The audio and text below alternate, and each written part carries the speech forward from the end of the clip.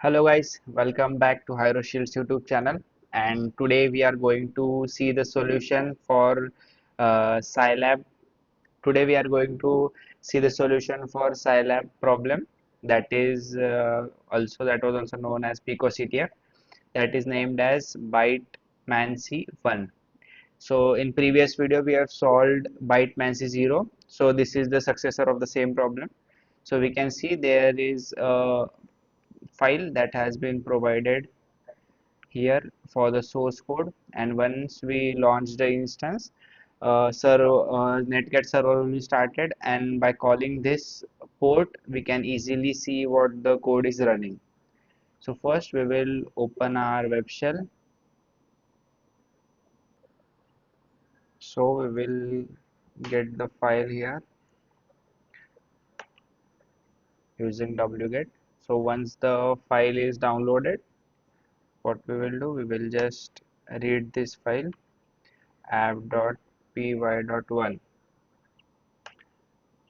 So here we can see the code is given to us that said ASCII decimal of 1011751 times. So in last video, that was Bitmancy 0, it was given ki 101 three times. So in that video, we came to know that the ASCII value for 101, or even as mentioned here, it's forward slash x65. So this thing stands for E, and in previous problem we typed E three times. So this gave us a solution, or this gave us a flag. So for here, what we will do, it's something similar, but here there is a catch. You need to write E not once, twice, but it's 1751 times. So once you start, so someone will think we should write 101 1751 times. So that's not how it will work. You need to convert it into ASCII character, and that character is E. So you need to write E 100 and 1751 times.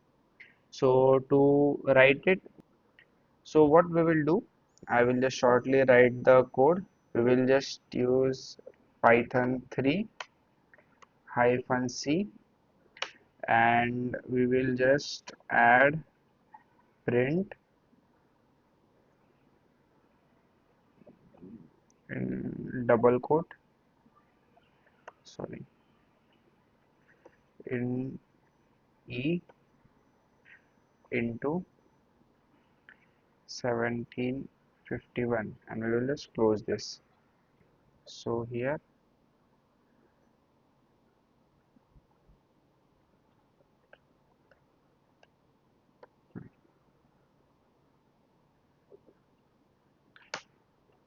so as you can see, once we write this line Python hyphen C print E, so 1751 times the E is written on the screen.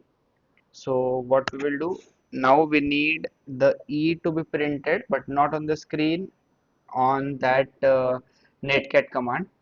So what we will do, we will just combine both command. And how do we combine codes?